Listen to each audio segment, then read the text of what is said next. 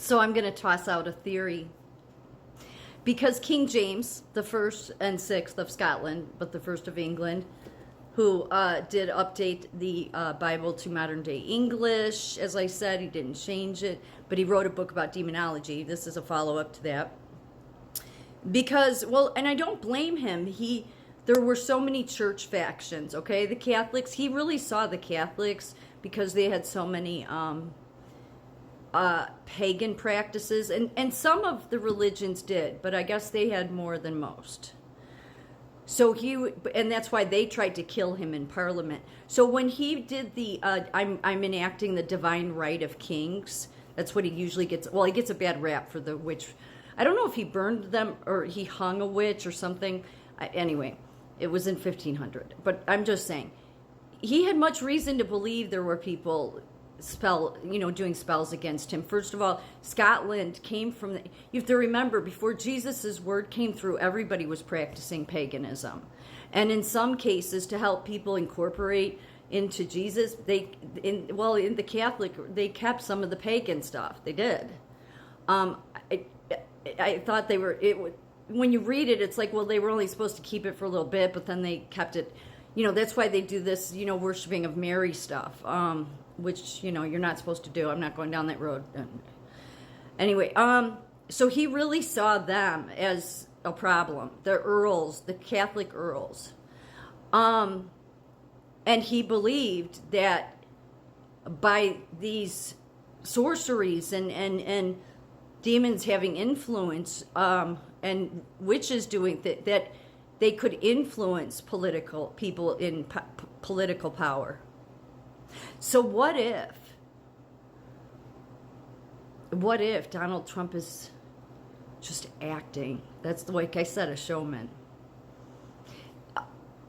Because look, at this point, if you can't see enough to see that, no, I don't care what excuse science wants to make in this world, that's exactly what this world would do.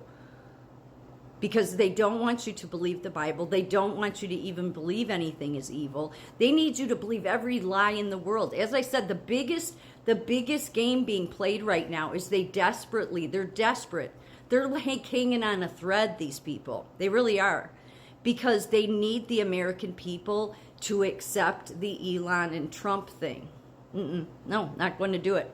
Not going to do it. But if you think about the people that have been having influence over all of our governments, have they been doing it through spellcrafts or the like? I mean, they certainly seem to know a bunch of things with science, or, with science and technology. Who knows? And then you add a lot of this demonic stuff, rituals, many of these these secret societies do. And, well, if you're somebody that's not strong in your faith with God, that can affect you in your decision making. So what if, again, just a what if, call me somebody with a big imagination, okay, but you never know. What if Donald Trump is giving them the illusion that he's under their control? But he's really not. I mean, he's not.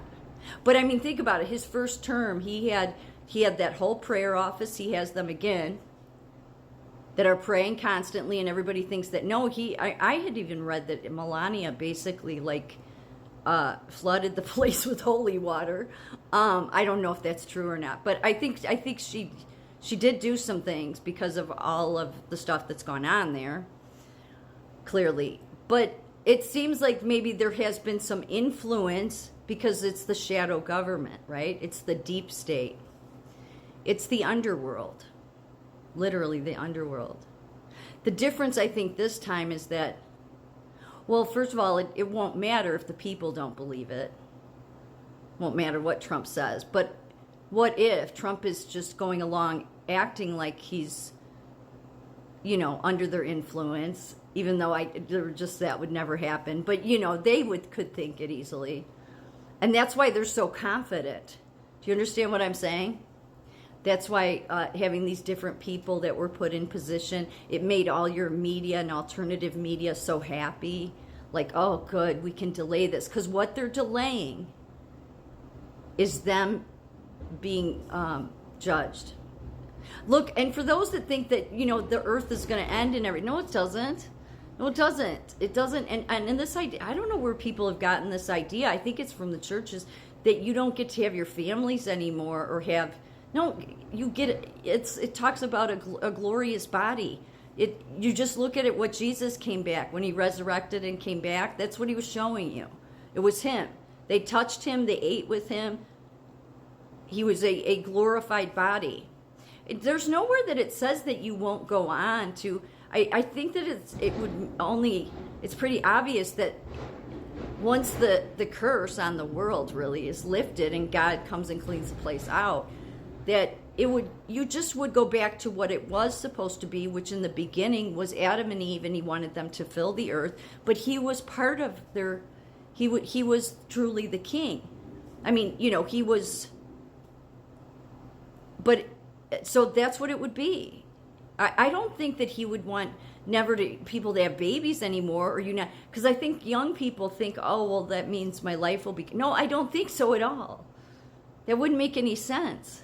But this world has made people want to think that, so that nobody will want God to return. But really, you should, because your life will just be better all the way around, and you still have your family and all of that. That's what God was about to begin with. I know I went off on this whole. So let me show you why this is true. So this is feminine, okay? I probably should have, okay, because I don't want to, okay, so yeah, what she has written there, rape me. You see it correctly. Our State Department paid for this shit in Ukraine. Now this femin is a feminist movement that's out of they're the craziest of all. Like, talk about there being some sort of like spell on them, but really it's money. They get paid by our State Department, and it's to help overthrow governments and really create social change. So this is femin. This is femin in Rome. And in case you can't tell, you should be able to tell now. So when people in science want to say, oh, there's no such thing as wickedness or evil. Yeah, no, I think it's everywhere. It's just we've been always given an excuse for it. Oh, it's this, it's that. It's like, no, not everything is actually a mental health disorder. Sometimes it's just straight up wickedness. This is femin. They are. You could see I took these screenshots because my face is up there. These are from videos I did on them a year ago.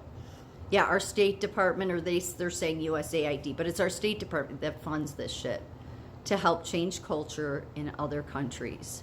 They've been doing it for like 70 years. It's horrible.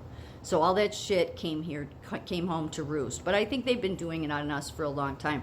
These people, first of all, get paid a lot. This is why George Soros does not let, or this is why Putin does not let George Soros into his country. Because he causes color revolutions. That's what these people are designed to do. With Putin, what they're cutting down here is a cross.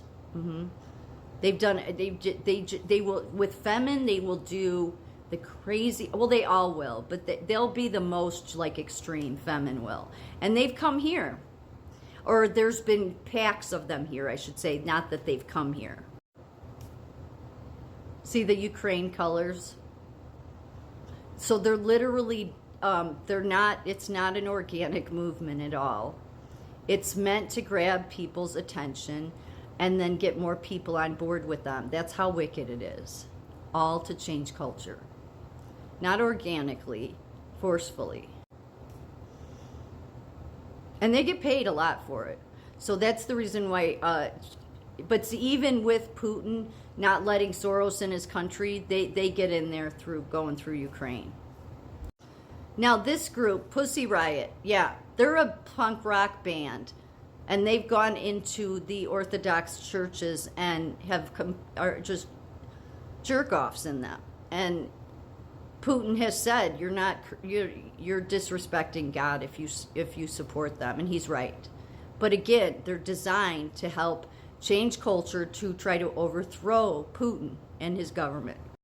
Remember when Trump was in before, the pink pussy hats that all fled to Washington? All comes from the same place, funded by the state.